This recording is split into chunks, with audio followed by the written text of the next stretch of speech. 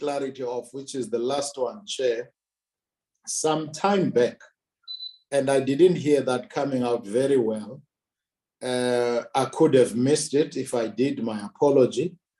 That the whole issue of these contracts was put on moratorium, and then obviously the regime was reopened, hence the court case in Gauteng and so forth. But one of the things at the time was the issue of lack of transport plans.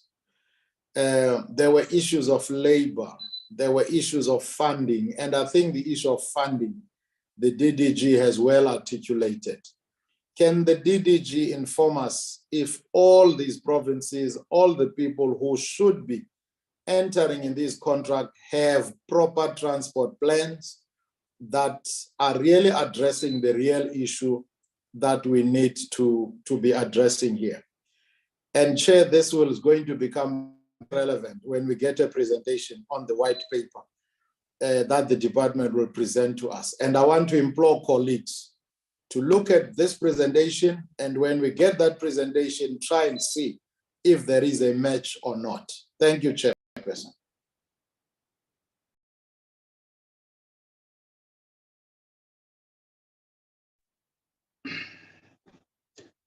Honorable Manu, thank you very much.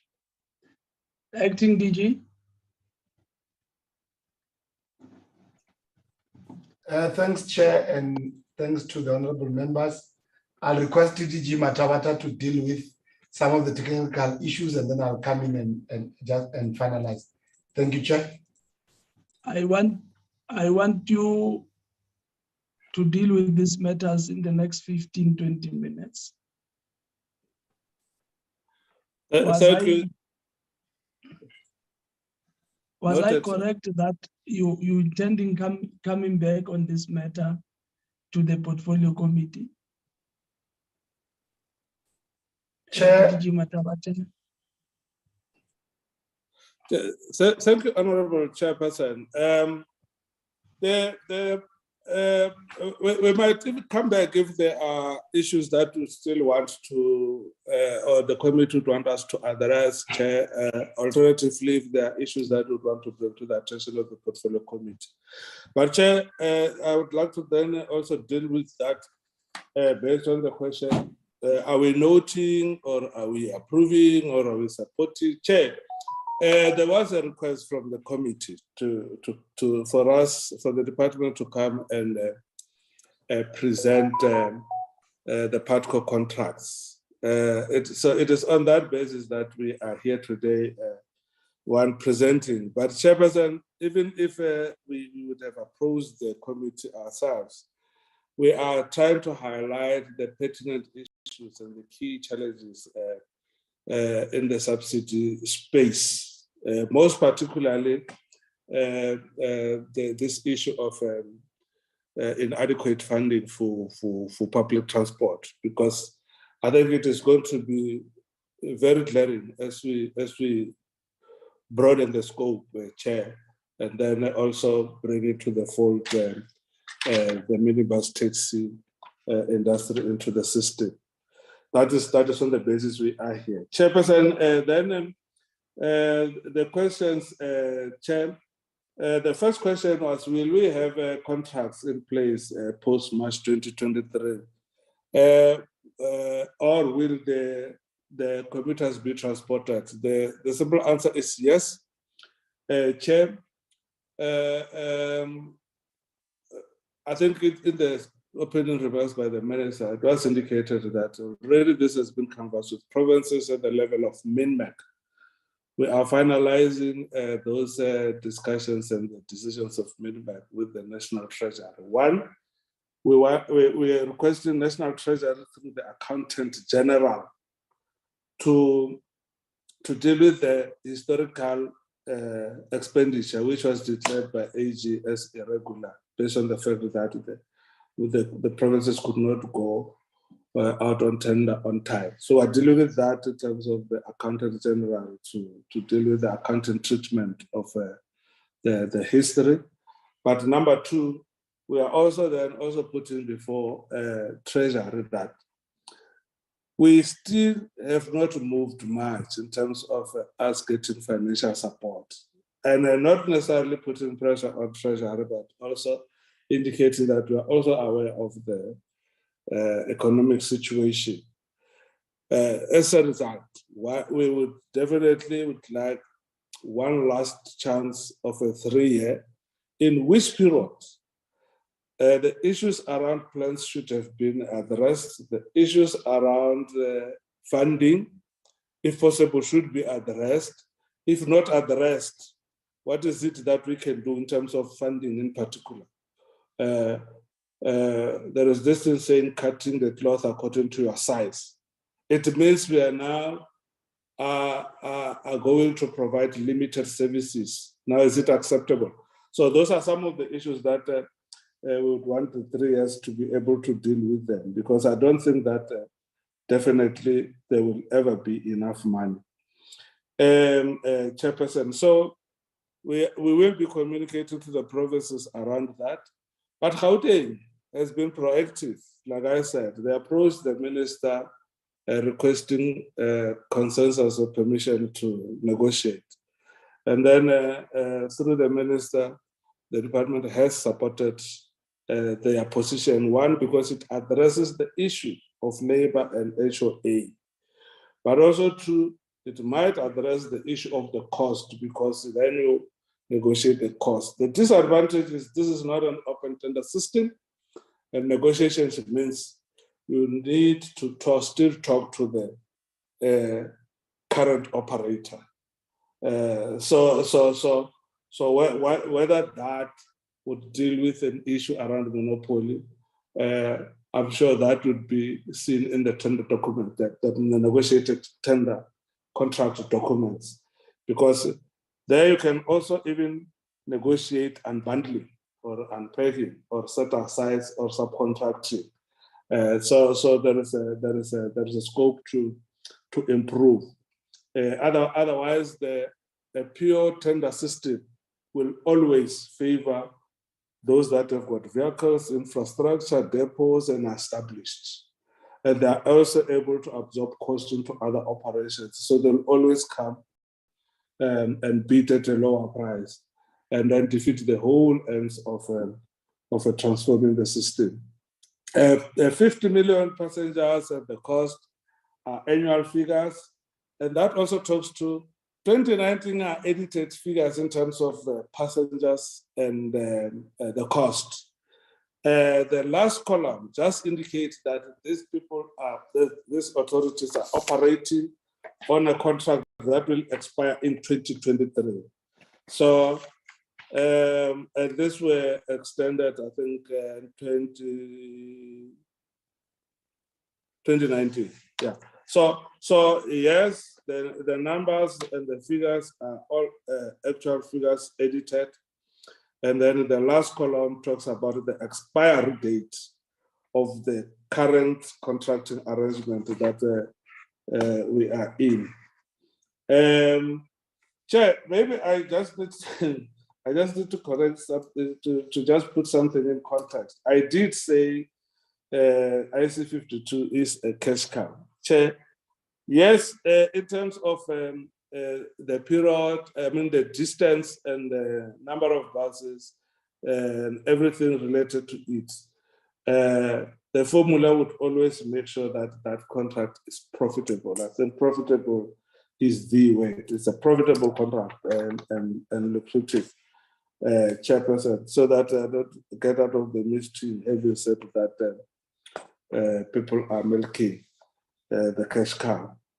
Thank you, Chairperson. And then the weekly tickets are they are not supposed to be increased weekly, Honorable Chair, insofar as we understand and we know how they need to operate. Increases come at a particular time, and in terms of both the interim contracts and the tendered contracts and the model tender documents, once a year. And there's a process. Firstly, the operator needs to inform the public, hold public meetings, and then they must go request for permission to increase from the contracting authority, in this instance, Gauteng.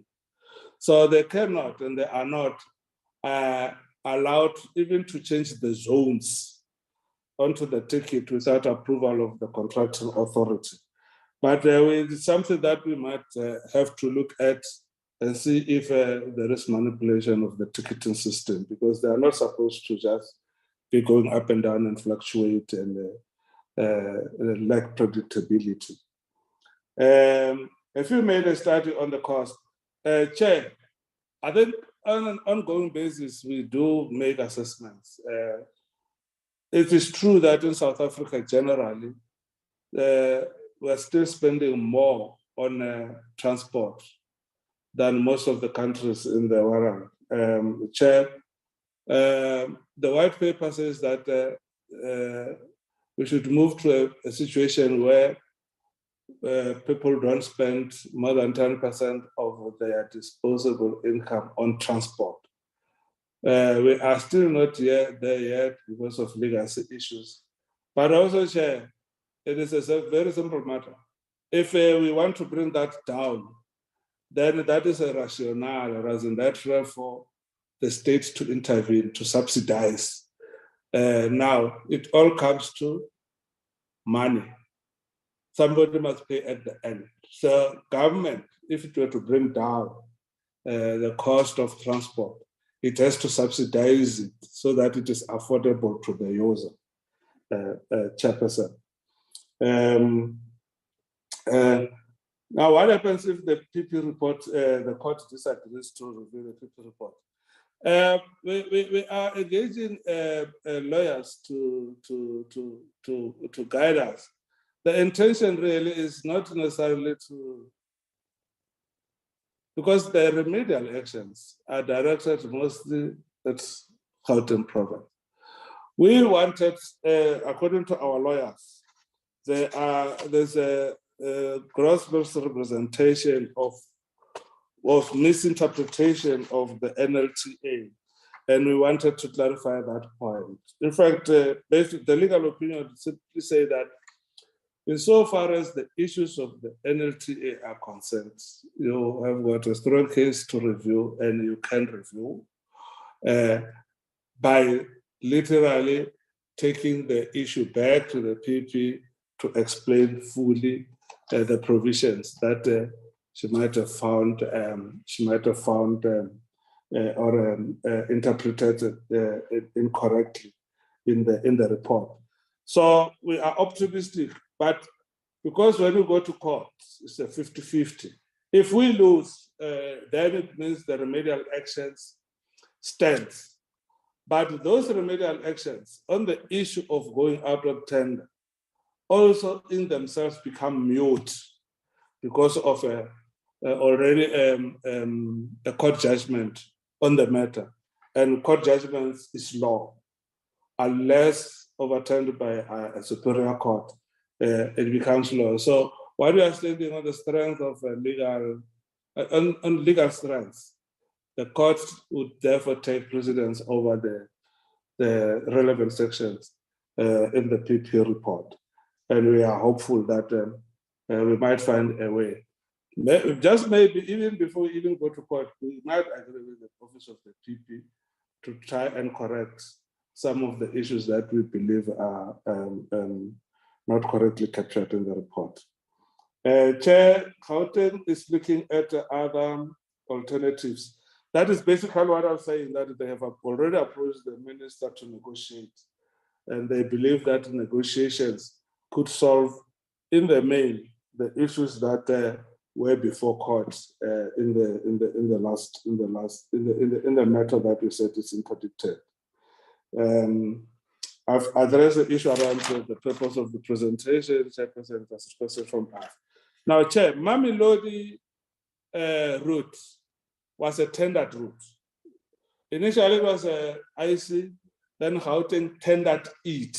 So it is on that basis that we call it a D route, the D or G. It is a tendered route currently.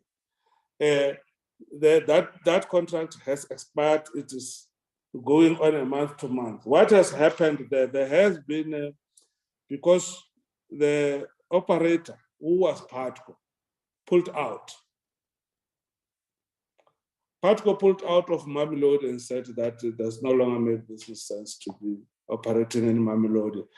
And then Gauteng found a replacement operator. Firstly, it was Autopex, if you recall, and then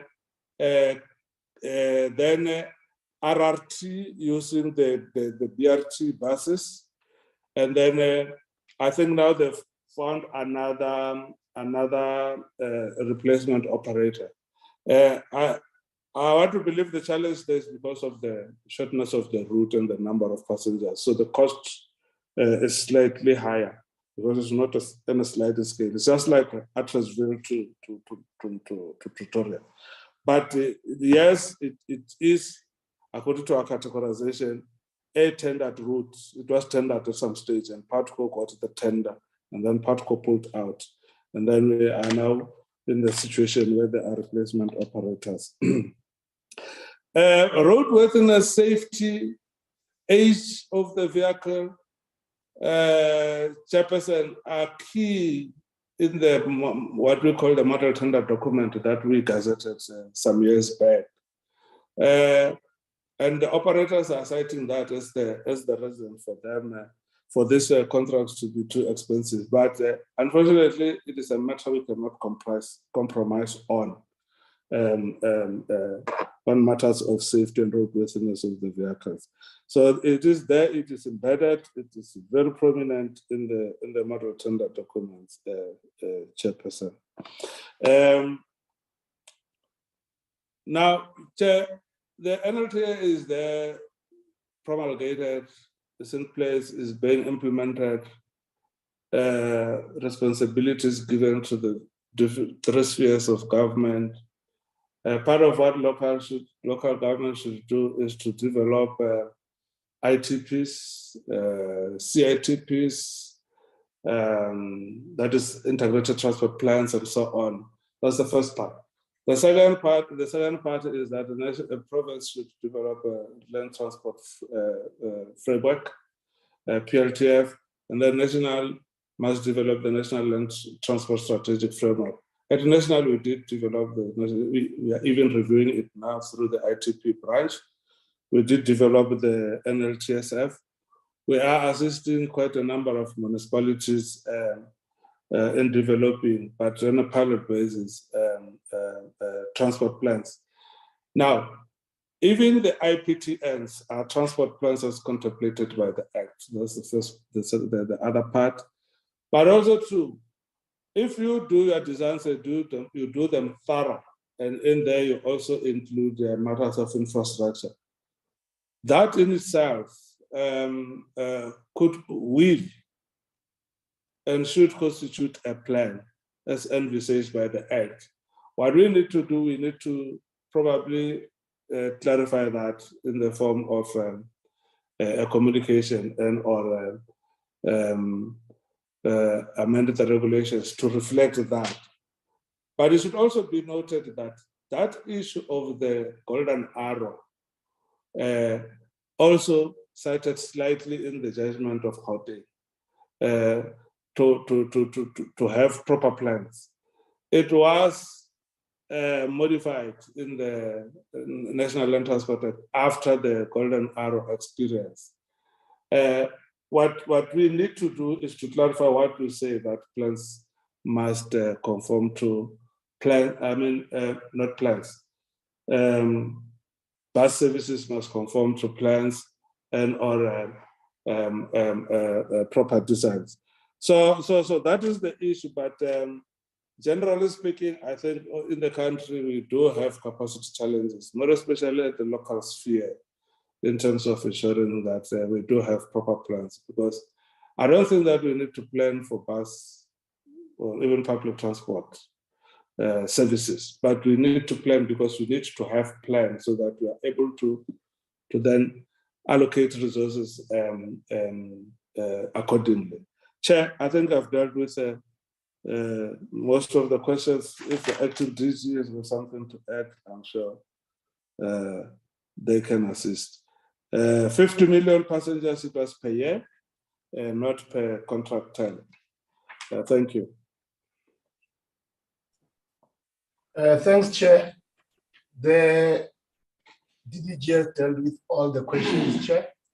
Safe to say we have brought the presentation here based on the request by the Portfolio Committee, and we believe some of the issues that we have raised are key issues, Chair, but we'll take guidance from you on the next steps and how we proceed. Thank you very much. Thank you very much, Acting DG. I want to suggest that I know the minister wants to say something, but when the Honorable Mapena had said he would request to be allowed the last bite, can we do it immediately after the white paper so that we have a integrated kind of response, because due to time constraints, that will be my request, that Acting DG, you present the white paper, 15-20 minutes, then we'll allow the minister to give us his concluding remarks.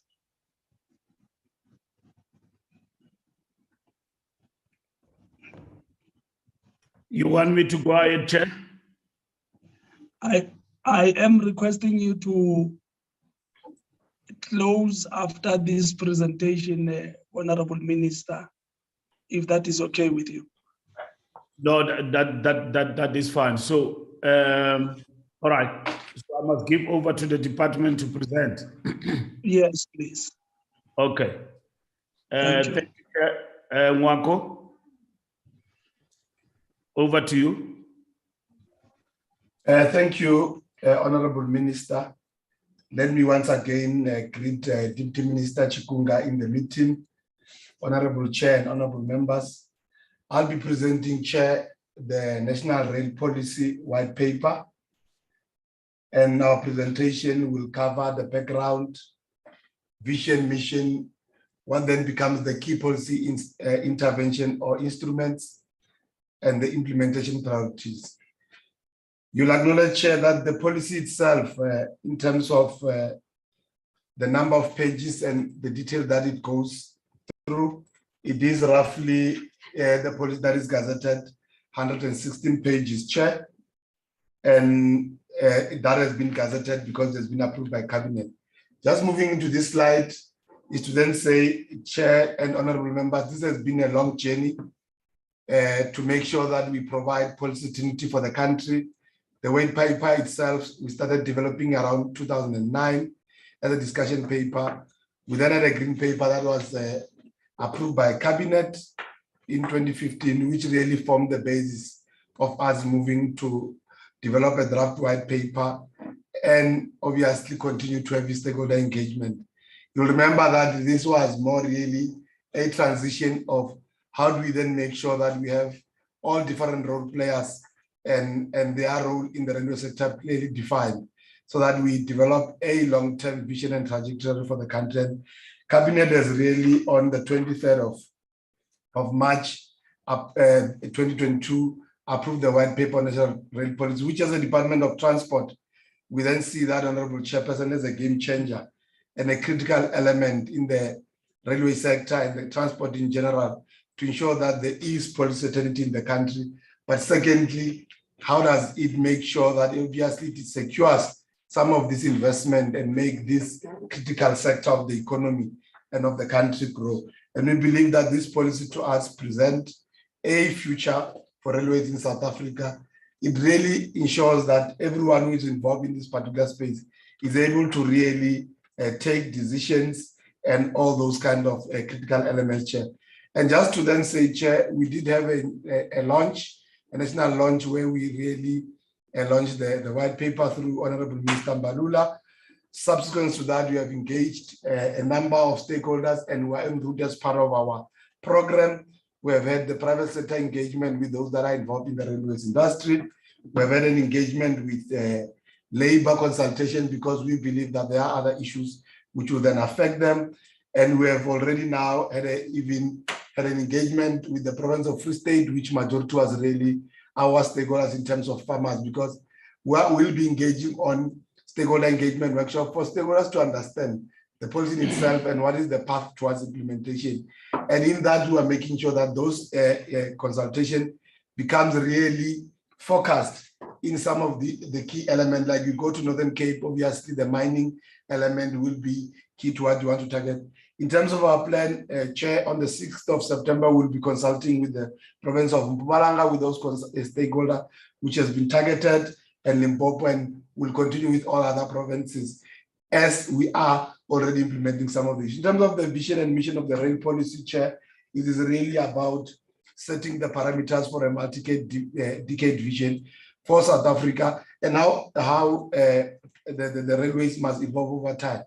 You'll understand that starting from 1910 up to pre-democracy and democracy, the railways has always been playing a critical role, but there has never really been this comprehensive policy beside the National White Paper on National Transport Policy of 1996 that really deal with that.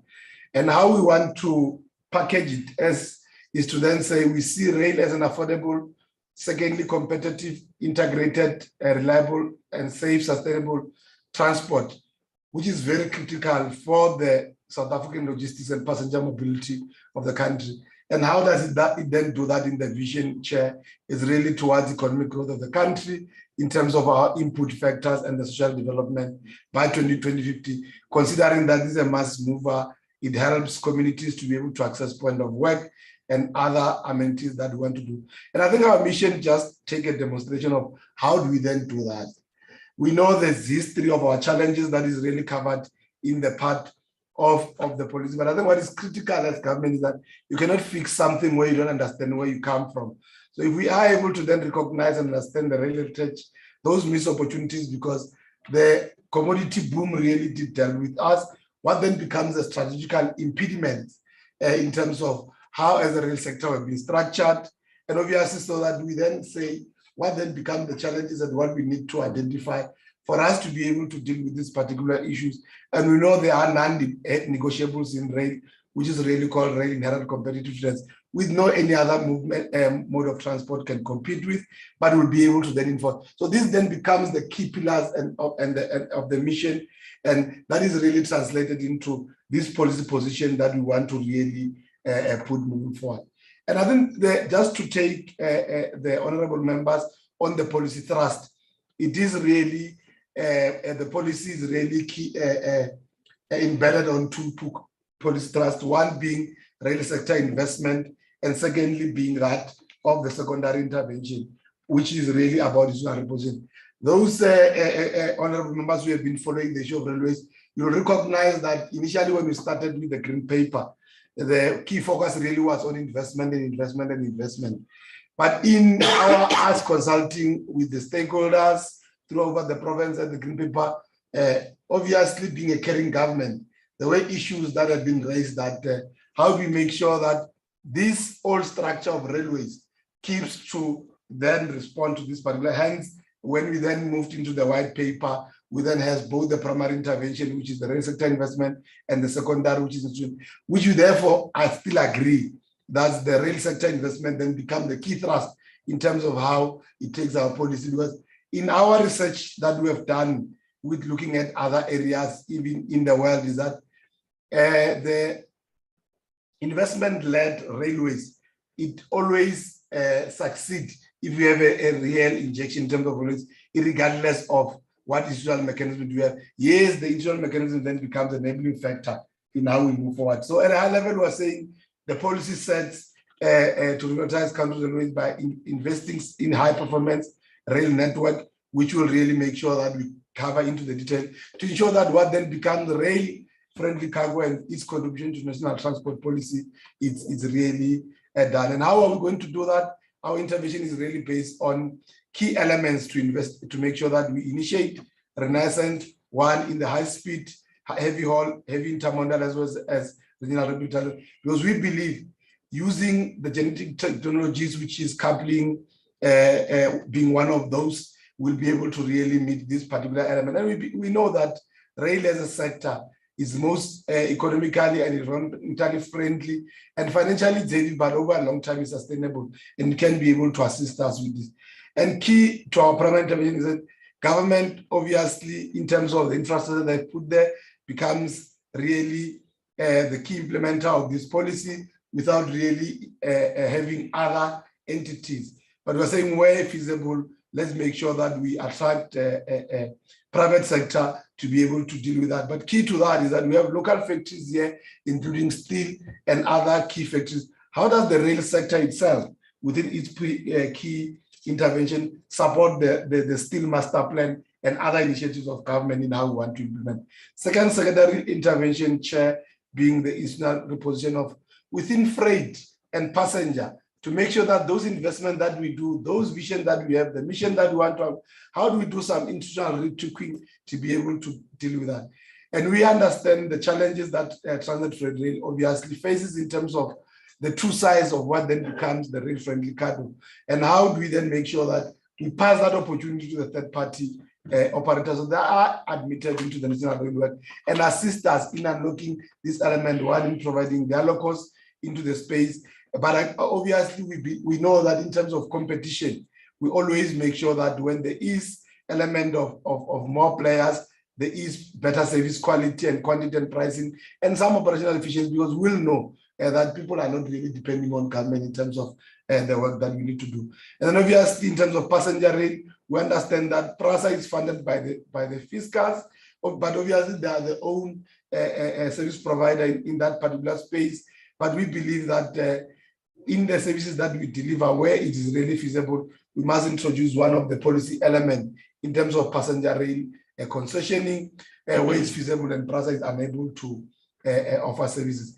Really going towards detail of the key policy instruments, we believe that we need to do some reorganizing within government itself in terms of what then becomes the responsibility of national government, provincial government, together with our key state entities, and the role that must be played by the private sector. And I think this rail infrastructure planning is an area in terms of a problem statement that has been sitting with state entities who sometimes some of these decisions that have been taken of investment were not vetted. We believe that it's high time that this function is centralized, and we believe we're not going to be dealing with the operational arrangements of the entities, but we believe strategic rail planning and oversight is a centralized function that the DOT must undertake. And how do we then implement that? We want, Chair and honorable members, is our plan to establish a government component that will be able to deal with this particular matter, so that if we then decide, both in terms of freight, in terms of passenger, what are the key corridors that we feel are critical for the economy of this country, so that if tomorrow Makaipi and Sons wants to come in and invest in the railway sector, they must not just decide on behalf of government where they want to invest, but to invest in those key corridors that have been identified. Because we believe that government must play a key role in that particular space, especially in terms of your below rail asset, Chair, which is really your track and infrastructure, to make sure that there is an injection to avoid monopolies and private sector plays in that particular space. So that's how we want to deal with it. And I think at a high level in these slides, we therefore, Chair, at a high level say the mandates of this component, it will be really high strategic level vision. We'll obviously publish a national rail master plan, which every 5 years will be able to deal with that. It will really get its basis from the national rail master plan, Chair, and then we'll update it every 5 years, and then we'll deal with the detailed feasibility studies, considering the element. And I think the key element of the funding strategy and how we engage this element. Just to give an assurance in the next policy statement, Chair, to then say, we are putting it out there. We are not taking the planning of state enterprises. They'll be able to do their own planning with regard to operation, but guided by that national plan that we are talking about. The second policy statement, Chair, is about this key issue, which is called the gauge, which we know what then becomes the advantages when we have a superior gauge rather than what we have had over the country. And we believe it is the right time that we move to the next level as government in terms of really embracing the issue of standard gauge. One, it becomes cheaper because in terms of various decisions in the world, it is in that particular space. You can be able to get it easily on the shelf. as opposed to what we have. Because if we, in the analysis that we have done over the world, is that the Cape gauge is slowly diminishing in the world, with I think almost, when you look at the world gauge, I think it consists of something like 15, it was 15 between 20% when we last deal with that. We therefore believe that it is a decision, obviously, that is expensive, but I always say to my colleagues in the rail sector, the rent that you don't want to spend it today, in the next 5 years, it wouldn't be having the same value. I think those are some of those decisions that we need to really move clearly and get that.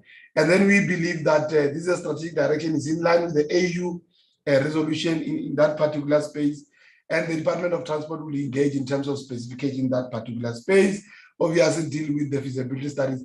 And we believe that in the medium to the near future, 2 gauges will interchangeably exist, which is not really unique to South Africa. We have seen that happening. And there are some even infrastructure and engineering solutions for us to be able to deal with those particular issues. Moving to track gauge, in terms of what really becomes the role of the department, will coordinate and lead the rail sector in terms of the development of engineering research. We'll agree in terms of the suite of specification to say, how do we then make sure that we deal with that? And we'll have a stakeholder forum that will be able to deal with these particular issues, and really dealing with your technical elements around your axle loads, what then becomes the track forms, the train length, so that entities like the railway safety regulator, when they implement in that particular, they're able to deal with these particular issues. We'll move, Chair, to the policy statement. In the policy, we talked about the branch lines, which we believe they are very critical for the revival of the rural economies. And these are the submissions that we have had both from our provinces and our metros and our municipalities in that particular regard, Chair. And in dealing with that, Chair, we believe this must form part of the National Rail Master Plan. And obviously at high level, because we know this constitutes a part of our rail network, we must be able to look at those that are strategic and those are non-strategic, and see how do we then deal with those particular issues. One, for financial injection, and some ways the appetite for the private sector to play in that particular space. I mean, we've been approached by a number of our stakeholders, both in the fruit industry, in the timber industry, in the mining industry, and really the farmers organization to then say, how does this rate, because we used to use it, and how do we then do, and we'll be able to put those out for concessioning. But the key game changer here, Chair and Honorable Members, is that instead of the branch lines operators now moving from their point of origin into a consolidated line of Transnet, based on the economic regulatory regime, they'll be given an opportunity to get into the main network based on the available technical requirements to the border where they want to drop their commodities, or to the port, and everyone, which then becomes a really key element of how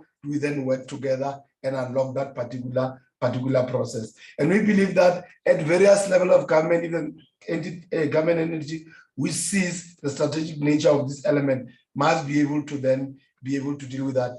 We acknowledge there will be a role of the railway safety regulator to play in that particular space, especially the issue around interoperability and the kind of framework that we put in there. And as government, we have made pronouncements in terms of economic regulatory capacity, which will assist in that particular space to allow the rules of the game, which is the internal economic regulator, unless the economic regulation bill is passed, obviously, which is now at the portfolio committee. That's the kind of the regulatory mechanism and policy instrument that we'll be able to use.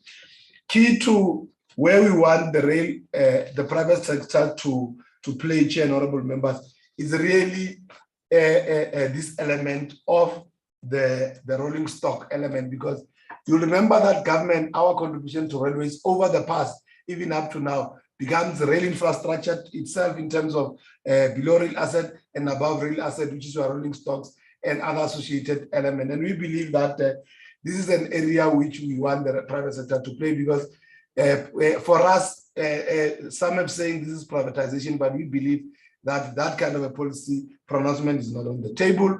We see this as an additional funding source, because this government will focus on one side and the operators will be focusing on one side. Both those that are government, and secondly, those are from the private sector. And we will provide an opportunity to build, this will assist us to build a strong local manufacturing capacity in South Africa. And we've already started that in terms of with the PRASA program. And then we obviously anticipate if we can be able to develop this in Africa and be able to deal with that. And how are we going to deal with these things? Obviously engage with a department like DTI and other stakeholders to make sure within really the framework of government and your the agreements, how do we then make sure that we are able to play within that space? And we foresee in this game changer to have establishment of rolling stock leasing companies, for example, so that we are able to create a capacity. Obviously, they're having your kind of leasing company like we have with ABCs in the rail sector, but this one really becomes key within your rail sector. And then train operators and also can lease their own rolling stock where there are new entrants in the market. Key to one of what we're introducing and really emphasize on is the policy statement chair on economic regulation. The NDP chair on its analysis of the state of economic regulation in the country and what then becomes the key intervention to unblock economic participation has really identified railways being one of the monopoly. And we believe introducing of the rail economic regulatory capacity becomes key. So what we are submitting, and which is really part of the policy, is that economic regulation of infrastructure managers, for us, we see it being very key for us to be able to deal with that, to ensure really a successful rail liberalization. In the interim, we're pronouncing on the interim regulatory capacity to play that particular role, which then becomes a structure, which is where the Department of Transport, DPE, and National Treasury sits together through a memorandum of understanding signed by the two ministers, and we then, on other elements, invite the expertise from the rail sector to help us. One of the key matters that we are dealing with, for example, is the slot sales by Transnet that they've put out there to then say, how do we then deal with the issues that have been raised by the operators to ensure that it then becomes a key model of how we deal with. And moving to the next policy slide, Chair, is about the safety regulation, which really borders around the issues that we have raised earlier when I presented the National Rail Safety Bill, which is really some key alignment between that bill and the policy. And we're saying RSR, beyond the current statutory responsibilities, must be able to develop a railway risk matrix, because obviously that will ensure that RSR must ensure that the permit cost methodology reflects manageable direct and indirect costs. So these are those issues that have been raised by the operators as part of our engagement on the bill itself. So at a policy level and at the legislative level, we're able to then deal with those issues. And I think in the policy, if you look into that, Chair and honorable members, we've really gone into detail to then say, how do we make sure that with the key security challenges that we are facing in rail, how does transport becomes critical to other infrastructure issues within the country? And we therefore submit that the DOT shall engage the minister responsible so that we are part and obtain seat on the critical infrastructure. So that some of these security issues that have been raised by the operators and stakeholders, we then infuse them as part of those discussions. We're already sitting at the JCPS cluster, and we believe this will be really a key element of how we then work together in a structured way with our law enforcement entities. We are saying DOT in consultation with the DP, because we understand they are shareholder in another element, and operating will develop an overarching rail sector security strategy plan. There are plans already existing in terms of Transnet, some existing in terms of PRASA, which is the integrated security plan, some existing in terms of Gautrain. Is how do we then integrate all this and work together? And in putting emphasis to that, the railway safety regulator will develop and maintain a central security risk register so that there is sectoral reliance and threat awareness, because you know security. You want to deal with elements before you attack in the system and be able to deal with that. Responding to some of even the issues that were raised on the safety bill, will engage with the Minister of Police to strengthen South African Police Service as a dedicated political enforcement within the rail setting. Obviously, dealing with the threat analysis and the details and the risk, you'll be able to know where do you then implement. And I think this becomes one of those key particular instruments that we want to put for security elements in the policy. I've talked, Chair, of what retweaking are we doing in terms of the rail policy, and how do we make sure that these entities that we are not creating new one, but working with the structure, the private sector, how do we make sure that these things becomes a very open and transparent? And we are saying where we are going to move in terms of this element. One, the market structure will be split, one into infrastructure owners, infrastructure managers, and train operators, which was an extent, Chair, allies to the railway safety bill that we have talked about. And Chair, we understand that these functions can be able to work in any combination of the two. But what is key, and I think which we believe it is a critical intervention, Chair, it is the issue of clear accounting separation, because when I come into your network and you charge me usage of dealing with those particular, I want to be clear.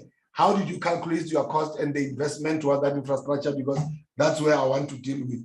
And we are saying infrastructure owners will ultimately, Chair, be responsible for ensuring safe operation are conducted within their own elements, although they have a right to concession their facilities to other people in terms of. So if you are an infrastructure owner, whether you have somebody there, you become responsible in that particular element. And we are saying, Chair, every open line, whether classified as core and non-core, will be shared by a freight and commuter line, which then is that facilitation, Chair, of the private third-party access and honorable members.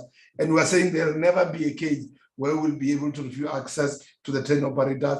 And we believe that the passenger rail in that particular space must be able to be prioritized. Going towards the policy thrust on the private sector, we say, and the Department of Transport, Chair, will ensure that, because we are making pronouncement on this private sector, we'll develop a framework for the rail industry, which we are already almost 80% done, and this framework will end to guide collaboration with major SOE private sector companies, so that we're able to then have on those. In terms of passenger, retweaking the Chair is about passenger rail concessioning within the concept of PRASA. We believe that will be a key intervention to make sure that our policy objectives of government, from movement from road to rail, they are done. We take cognizance, Chair, that some of our entities are infrastructure owners, and how we implement that program, we will be able to have engagement with them on how we then deal with that. With regard to the future of urban rail, Chair, we are committing as government to make sure that obviously looking at the challenges within the railway and commuter rail space, the department will lead the process of a devolution strategy, Chair, in line with the urban development framework. It's not about taking rail away from PRASA. For us, it's about where are the key elements, the key corridors that will be guided by the National Rail Master Plan, and how do we capacitate municipalities as part of preparation of this process, and what elements of this devolution of function is it about the service standards? Is it about the operations? Because the balance of probabilities and in terms of economies of scale, it is very clear within the rail sector, considering rail being an expensive or heavy capital injection when infrastructure is really arranging that. And we believe that will really assist us to be able to deal with how we then position urban rail in the country beyond the development of the. In conclusion, Chair, I'll just touch at a high level in terms of the implementation priorities, which what we have done, Chair, we have made sure that looking at our vision and mission that I've put of 2050, how do we take this big sector and break it into small chunks, clear timeframes, and implementation priorities of how do we then deal with that?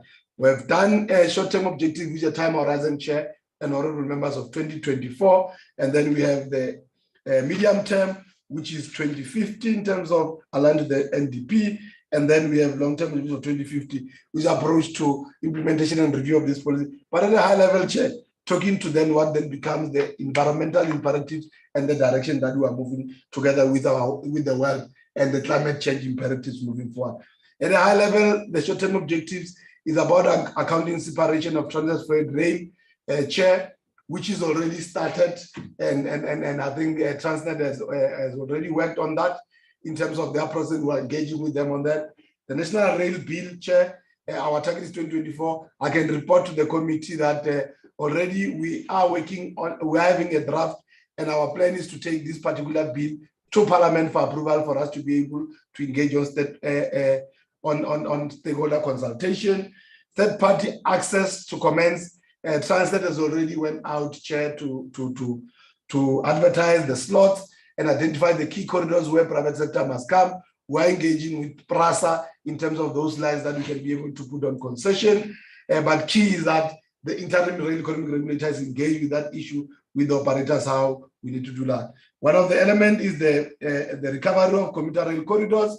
We are assist together with PRASA on the recovery of the 10 corridors with the timeline of November, but how do we then deal with that beyond November, looking at the time of horizon of 2024, where do we want to really take them out for concession, which are critical branchline concession. We have signed already implementation protocol with DPE and Transnet in how we need to deal with that. We'll be working on, let's say, publishing their network statement so that we are able to then determine, Chair, what then becomes capacity that is available, one in terms of the private sector participation, and how do we then sweat that particular capacity before we then get into the standard gauge discussion and investment, looking at the time horizon that will take, we'll then deal with that. And then we'll develop the National Rail Master Plan, devolution of the National Rail Master Plan strategy, because we believe that the policy then give us a key basis for us to be able to cement and provide an overarching policy and regulatory framework for the rail sector. In terms of 2030, is local authority playing their space there in terms of urban guided transit, National Rail Master Plan being implemented on private corridors, and then we look at there making sure that the first business case for implementation of standard gauge will then be implemented. And in terms of long-term implementation of approved priority corridors, Chair, a rail mode achieving its rightful position, and then obviously achieving movement from rail to rail. In a nutshell, Chair, that's our presentation. Like I said, the policy is very long. We have really looked at the key elements that we wanted to present to the policy, but to the portfolio committee, and beyond this, Chair, we are having a consolidated plan, action plan that we'll have to monitor towards implementation moving forward. Thank you very much, Chair. I see your face is on. We really appreciate the opportunity to share the presentation. Thank you very much, Acting DG. Will I be correct that this presentation is here for noting in the mail? Am I correct? I'm told that. Yes, Chair. Yes, Chair, it is for noting, but we then thought it's critical to share this with the portfolio committee, considering the oversight role that you play, because some of these identified priorities will be presented through the portfolio committee and their processing. Thank you very much, Chair. Okay. Let me quickly see, and before I hand over to the minister to conclude, I have one hand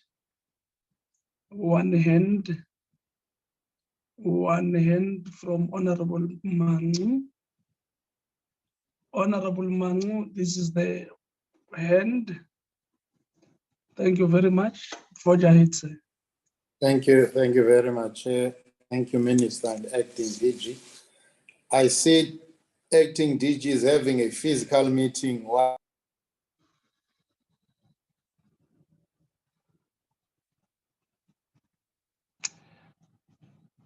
I may be the only one who does not hear you, but it's critical for me to hear you. I'm Chairperson, I'm also not hearing him, Chairperson. Thank you very much, Honorable Mangu. Chair, it seems Mr. Mangu has lost connection. I don't see him on the participants list any longer. Yeah, it's unfortunate that his network decides to do this at the time when we are to listen to him. We'll try and allow him back once we have him. Honorable Mabena is covered. Thank you, Honorable Mabena. Minister, you can forge ahead, sir, with your concluding remarks. I'm back, Chair. My apologies if you still have a slot for me. Yeah, no, conclude, sir. Should I go ahead, Chair? Honorable Mangu, Yes, Chair. go ahead. Okay, apologies. I had to, my other gadget. I was saying, Chair, I see the acting DG is having a physical meeting, enjoying coffee while he engages with us virtually. That was my first comment. Chair, I think the white paper on rail policy is welcome. It's quite an ambitious policy document, policy statement.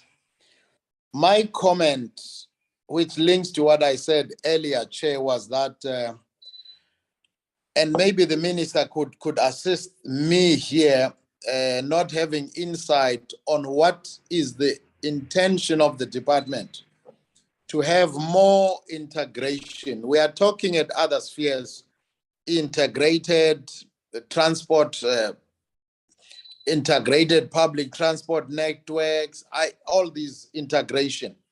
But here this policy seems to, rightfully so, and focus on rail. I'm not criticizing that, but I'm just asking, is there a thinking to bring something together from transport? We can look at it in one window and have chapters that deal with these particular issues. That's the first question. The second question is, the DG tried very much, acting DG there, to bring the relation with the rail safety bill in terms of what we are looking there. And it emphasizes my point of saying, why does it seem like there is this rail policy alone and tomorrow there will be another policy alone? Wouldn't it also impact negatively on the fiscus, as you said earlier on, as you roll out? I don't know. The next question is, how do you respond to criticism that this is privatization coming through the back door? And lastly, the NLTA obviously empowers the minister to devolve certain functions as you intend to do. But obviously it says specifically these municipalities where it goes to that should have been evaluated to make sure they've got the capacity. The question is the intention, has a capacity been established? Because my premise of all these questions is that these ITPNs are inclusive as expected, should be including rail. But this policy seems, as I said earlier, maybe I need to be educated of where do you begin to pull these things together. Lastly, on the last, I was shocked. I saw something saying Critical Infrastructure Council and said CIC. I thought, are we bringing another CIC here? Thank you, Chair. Thank you, Honorable Manu. Honorable Minister.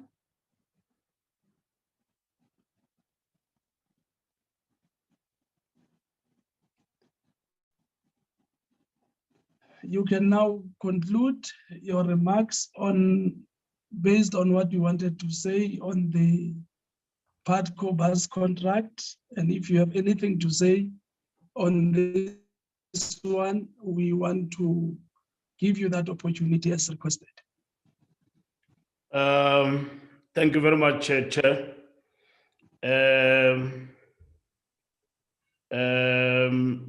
Chair, on the previous discussion, we'll start with Honorable Mabena in terms of the issues that he raised. As I indicated that MINMEC has considered the matter and has recommended that any extensions must not exceed 3 years. The renegotiation of contracts that Gauteng has asked for support on is to ensure that there is no disruption to public transport services. The process is equally dependent on the National Treasury coming to the party in relation to funding for tendered contracts.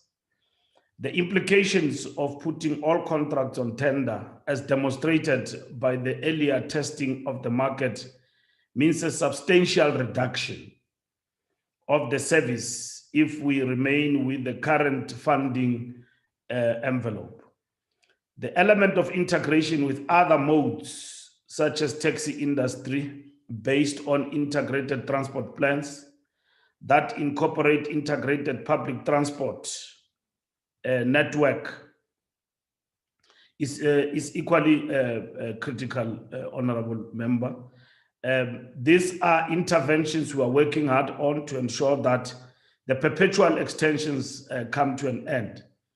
The crisis of blue collar workers spending a significant portion of their income on transport has been the focal point in the feasibility studies in relation to Moloto Rail. As the legal opinion points out, the public protector's finding is premised on the misreading of the law and the implementation of remedial action, like we said earlier on, will be unlawful. This is a matter we leave to the courts. Honorable Amsinger, the alternative ways Gauteng is looking at include a review of the routes the bus operators are servicing, considering that some of them, including Putco, do not fully service all the routes they are contracted to.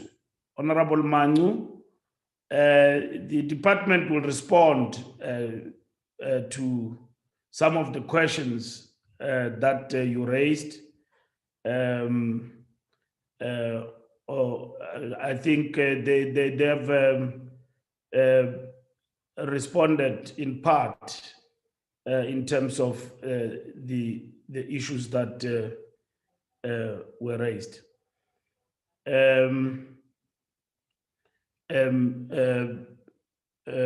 the earlier discussion. In relation to the rail policy, Chair, and members of the Portfolio Committee, in my concluding remarks, I've already dealt with Putco, so we will not go back there.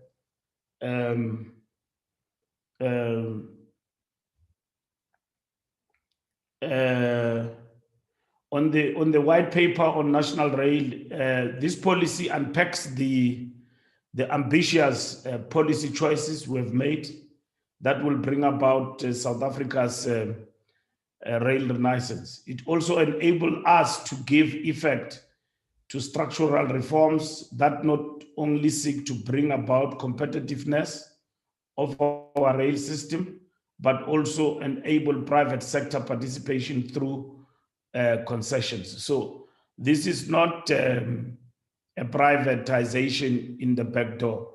Our policy options cater for concessions and public-private partnership. There's no way we are going to raise those branch lines from the dead with the money we don't have. Partnership with private sector will help us.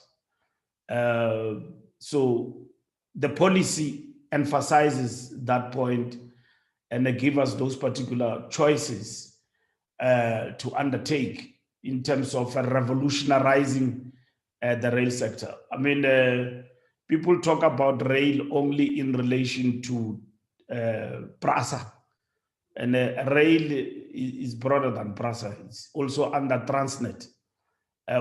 We have problems at the present moment in terms of goods from the production line to the harbor.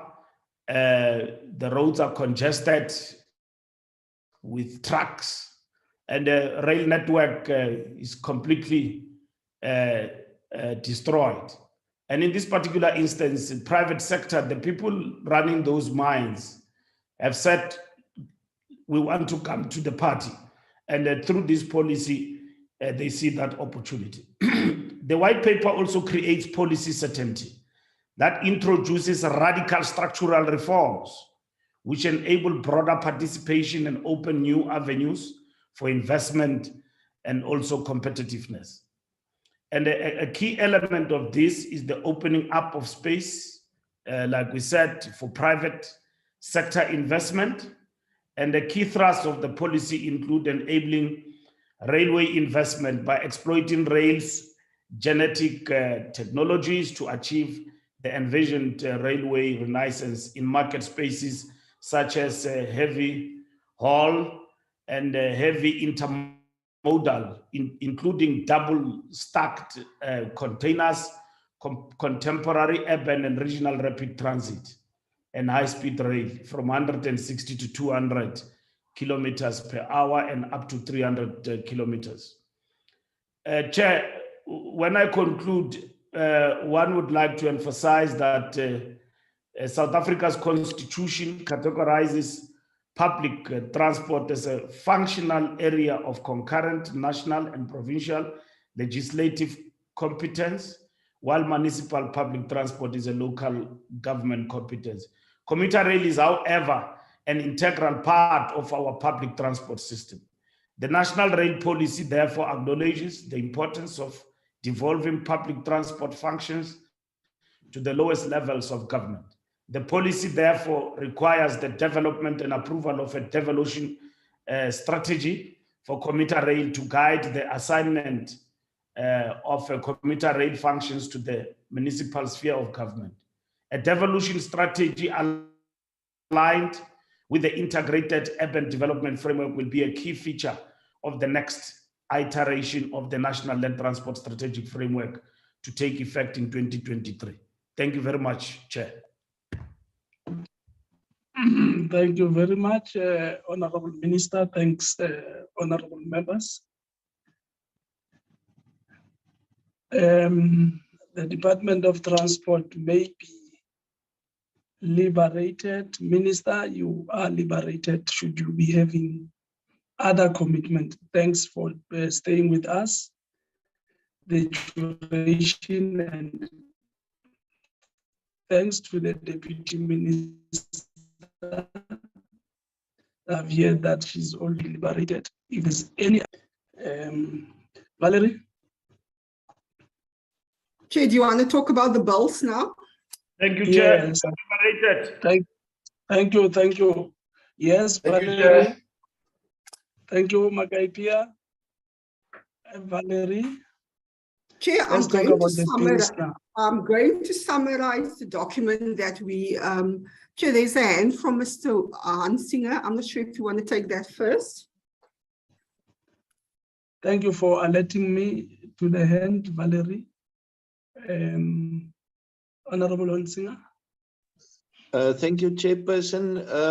Chairperson, the presentation from the department on the railway safety bill, where the comparisons were made and the columns were presented with the reaction from the different stakeholders who presented in the public participation process, I seem to be lacking that presentation. And I have difficulties in getting that sent to me. Unfortunately, I then had to address you officially to assist me, to please get me this set of documents. And I'm asking for you for an official request in this regard. Thank you, Chair. Honorable Hansinger, I am directing that you should get the same.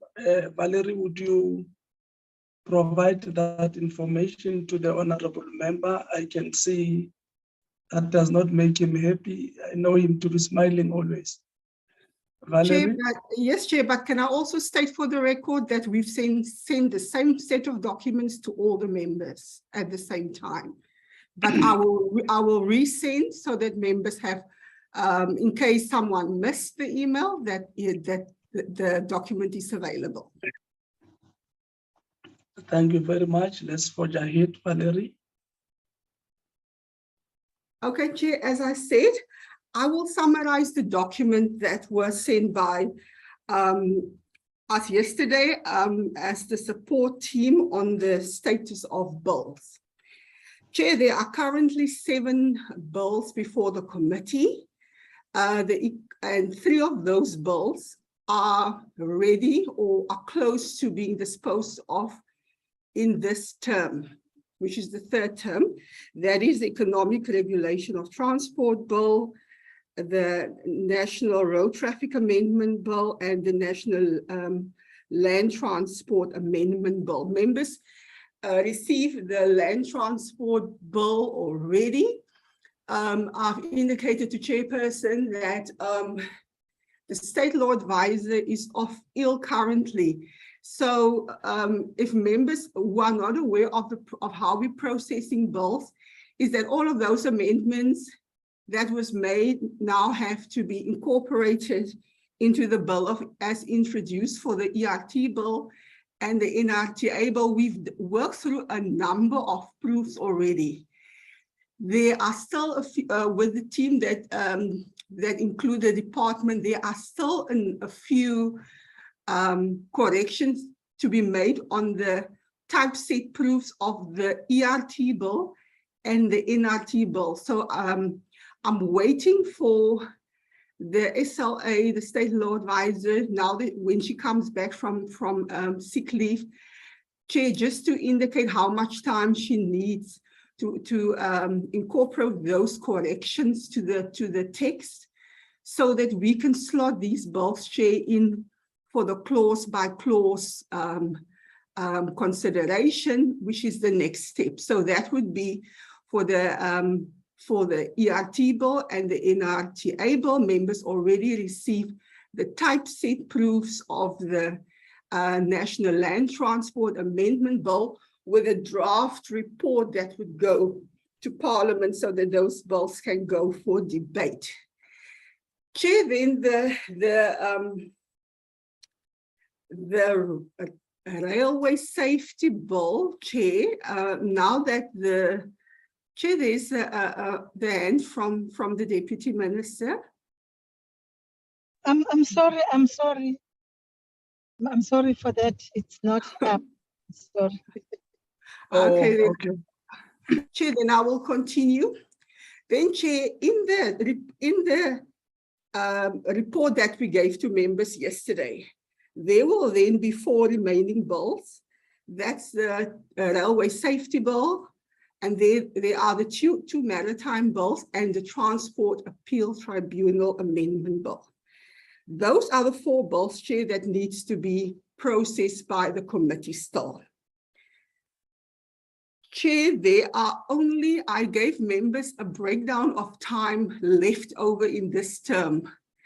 And between the October this year, which is the 4th term, and the end of December in 2023, in practical terms, Chair, there's roughly 35 meeting days left for the committee to consider all of his business. That includes oversight visits, considerations of annual performance plans, strategic plans, budgets, legislation, expenditure reports, and budgetary review reports. 35 working days, Chair. We are not including that first term of which will be members' last term for this current 6th Parliament. We are now looking at the time available to the end of next year. So all of this legislation has to be processed. In terms of the Railway Safety Bill hearings in the provinces, Chair, the time that will be spent on these hearings, I can give members an example of the Forestry Committee that started the hearings in May, and they're still busy with the hearings that will probably be concluded in September. So we're looking at least a few months to conduct these hearings in the provinces, because these hearings can only be conducted over the weekend. The Parliament program, it falls out of the weekly program of Parliament. So those hearings are normally conducted on a Friday, a Saturday, and a Sunday. Members would also notice with With the Labour Committee, their hearings were on Saturdays and Sundays, the ones they recently had. So that is the time period. So, Chair, in practical terms, the conclusion of this bill, of the Railway Safety Bill, would probably only be towards the end of next year. So what the committee then needs to consider is there's a possibility of the Transport Appeal Tribunal Bill and those two maritime bills, that they will lapse in this current sixth Parliament and would probably only be finalized in the seventh Parliament. That is now in terms, Chairperson, of timeframes. I'm not sure if Advocate Nell wants to add more, but I just wanted to summarize to members the implications, the time available, and the possibility of bills lapsing. And also, Chair, just a reminder to the committee that all of these bills are tagged as Section 76 bills, and the NCOP are obliged to have hearings in the provinces on all these bills. So that would also be then a knock-on effect in terms of the processing of bills on the other house. That's from the Chair. Valerie, thank you very much. Much appreciated. Advocate Alma Nell, do you want to say something quickly? I think Valerie did the document justice that we submitted and sent to members yesterday. I think it's very important. Members would have seen in our planning document as well that we worked on in March and agreed to in March. We did plan to do our bills that we got first in to go first out. And it is very important for us to get the land transport amendment processed as soon as possible. But it is difficult, as Valerie indicated, with the State Law Advisor's Office. I would have also loved if we had a backup official that could assist with some of the absences that we've had there. But it is one of those issues that's out of our control because they don't sit under any of the parliamentary offices. But Chair, I think the teams are very close to finalizing those documents. The input has been sent from Parliament legal advisors as well as the department through. We're just waiting the final word for the processing, Chair.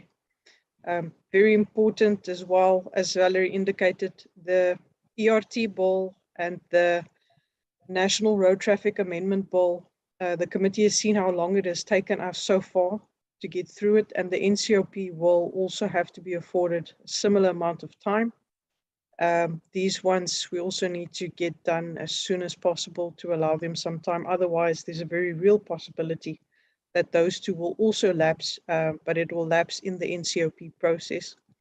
The 7th Parliament can revive these, but it will all depend on the members' position at that time. Thank you, Chair. Thank you very much, honorable members. Can we air our views on these matters quickly? There is a hand from Honorable Manu, followed by Honorable McDonald. Are those the only two hands on this matter?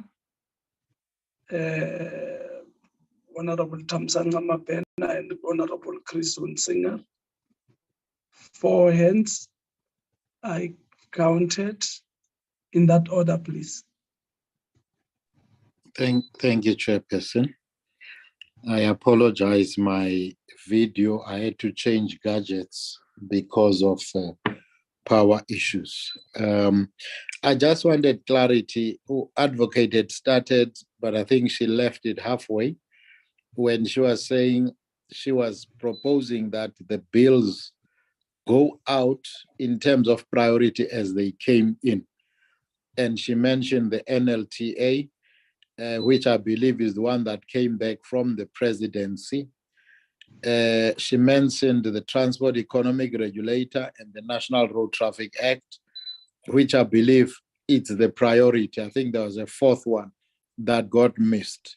So that is what confirmation I wanted in terms of that priority so that we can confirm it.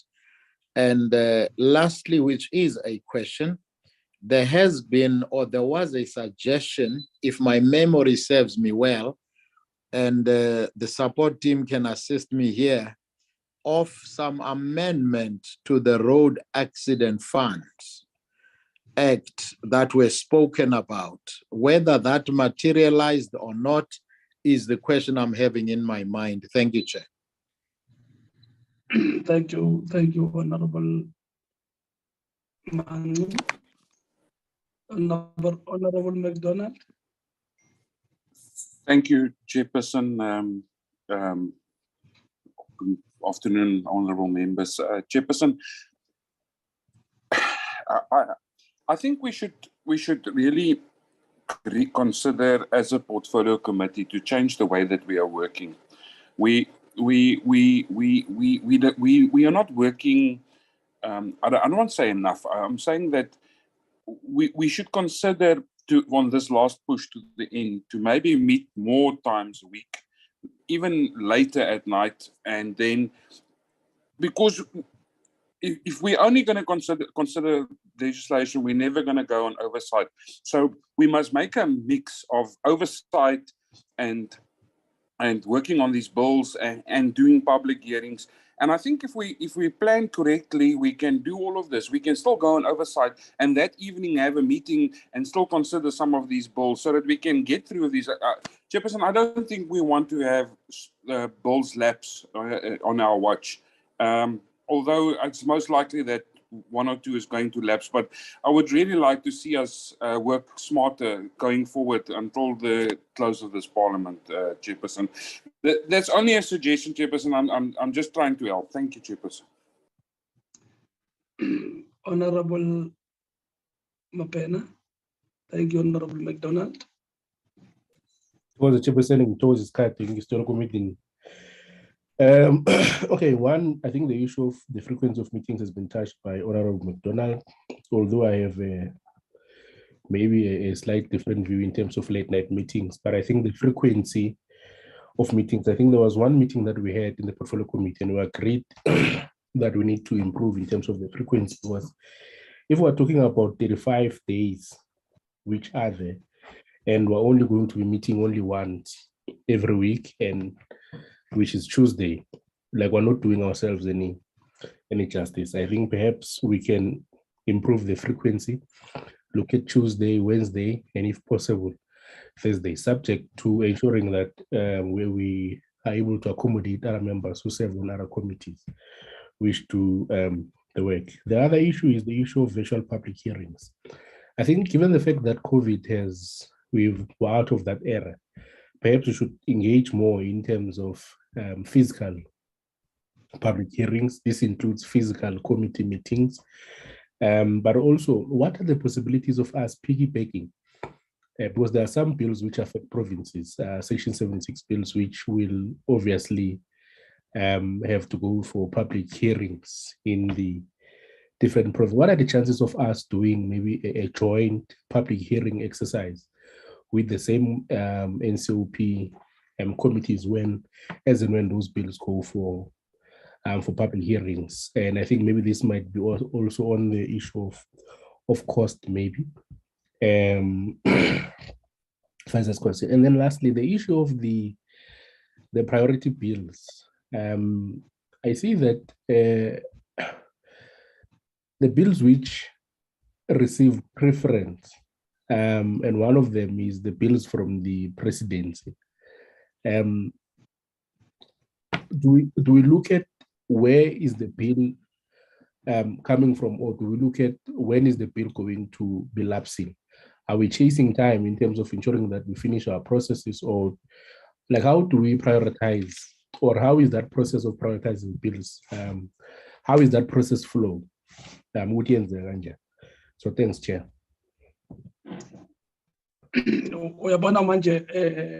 Honorable Member Masenzach, we are trying to come up with our own prioritization as a committee, looking at the time frames. So I would want us to also address ourselves to that. But thank you very much. Honorable Hunsinger. Thank you, Chairperson. Chairperson, it is not, we shouldn't see it as failure, and it is not failure to have bills that lapse. The focus should be on what has been completed and what has been done. And I do not take it that we've done badly so far. The number of portfolio committee meetings that have been concluded in the past are not out of line in the projection of what we will complete. Projected we will do about 45. In 2021, it was 48 for the year without COVID. Well, in 2020 was 43.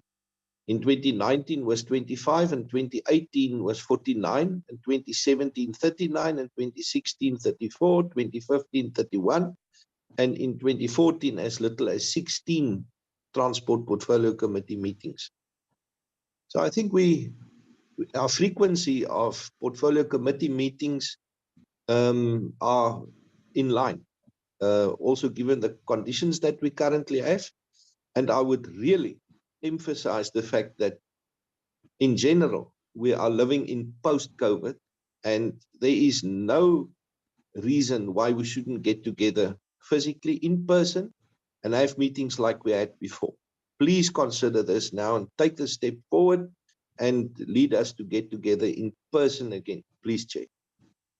Chairperson, in terms of the legislation in the pipeline, thank you for what was presented, and you will recall my request right at the beginning of this term for such a schedule of legislation in the pipeline so that we can have an idea of how our planning should go. We have not been successful in getting such a schedule from the department, and it is therefore no surprise that at this stage, more or less midterm of the 6th parliamentary term, we are struggling to finalize our program, and we are struggling, and you're having conflict in the situation of balancing our very important two roles, which is as legislators and as having to engage in oversight. It is therefore a huge challenge, and I wouldn't want to be in your seat at this stage. Chairperson, 3 bills have been prioritized. The NLTA, the NRTA, and the ERT bill, more or less in that priority order as well. But one very important concern has now surfaced from the remark from Advocate Nell, and that was the issue of absenteeism of legal advisors that are crucial in the speed at which we can finalize bills. Would you please, as our chair, find out what the situation is? This is an important element within the processing of bills, which at this stage is keeping us back. This also then being the reason why other bills have been pushed into this very practical first in, first out approach, and which makes our life even more difficult. So, Chairperson, as a priority going forward, to be very pragmatic, I kindly request you to find out what the situation is with legal advisors. Please submit a schedule of when and at what stage these pieces of legislation was submitted for professional consideration and assessment by legal advisors, and how long these pieces of legislation still are with legal advice without any return to us. And secondly, not to take the lapsing of a bill as a failure. It is expected of us to work up to the last minute of this term, and I think we should work as if we are handing over processes to the next term of public representatives, and we should therefore not sidestep any piece of legislation simply because there is a threat of lapse. We should continue the work in a disciplined and processed manner, even knowing that there is a big chance that it can lapse. But definitely, Chairperson, we should not introduce new legislation from a pending pipeline into an active pipeline. These three pieces of legislation, I think, is about our limit. We should push hard, find time to finish those, and also find time for our other very important function, which is oversight. I think this probably has been the portfolio committee which has done the least oversight, simply because we were neutralized in doing oversight because of the COVID condition, which then necessitates that we do extra effort in finding time to do the necessary oversight. That would be my submission, Chairperson, in summary, to prioritize the three pieces of legislation, NLTA, NRTA, and ERT, pleased to find out what the situation is with the mentioned vacancies at legal professional services, and then not to be discouraged by the threat of possible lapsing pieces of legislation. Thank you, Chair. Thank you, Honorable Member.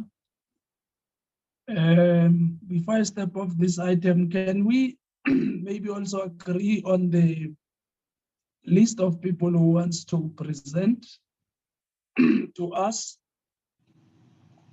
That let's allow presenters from RAF to come and present in terms of the amendments. As you all know, it is this committee that rejected that process. And we have actually let our people to be suffering all this time. And I believe that it would be decent for this committee to commence some work along those lines. And on this other list, Valerie, can we check for us that who have we not responded to in terms of their request, and where we can respond amicably so that people have a word from us? Can we agree also on that one, honorable members, or is there any other member who has a different view on this matter, so that I conclude this matter in that way? If there are no problems, let me see hands supporting that.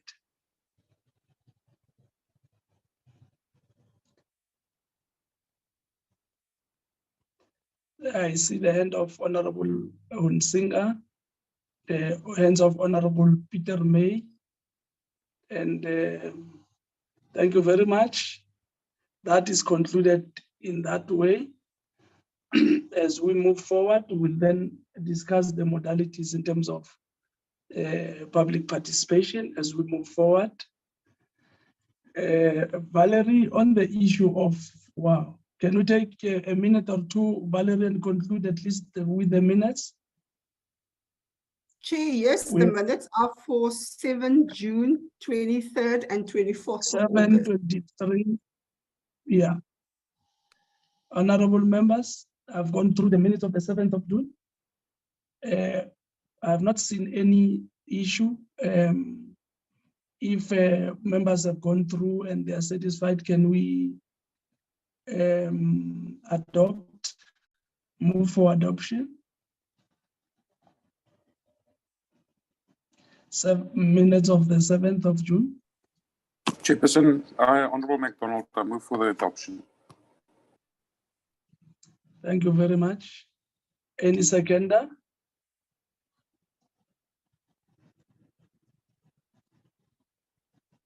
Somebody who wants to second? Members are tired now, I can see.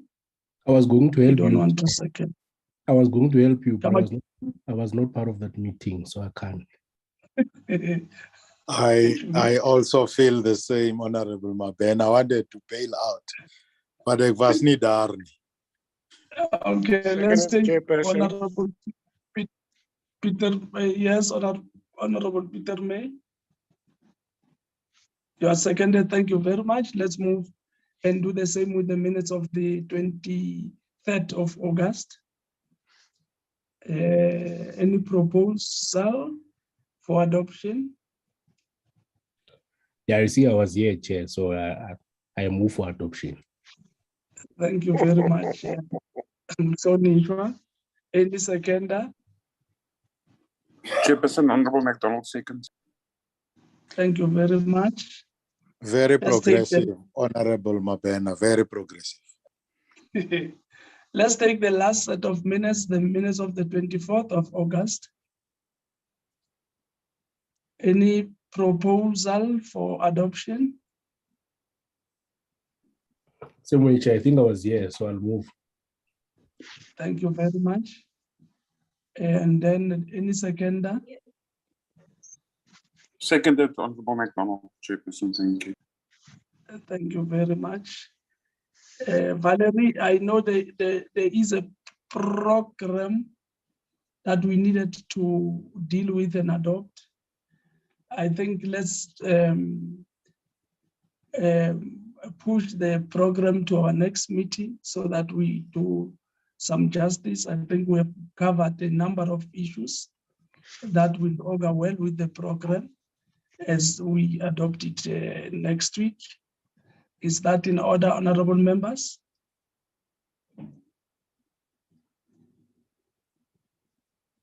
Yes, Chair. Thank you very much. This brings the meeting to its logical conclusion, and thank you. Long live everybody. Thank you. It was most Long live the delightful. Chair. Thank you, Chairperson. Come again, honorable member. Long live the Chair. Thank you, honorable Emmanuel. Thank you, everybody. The meeting is adjourned. Thank you.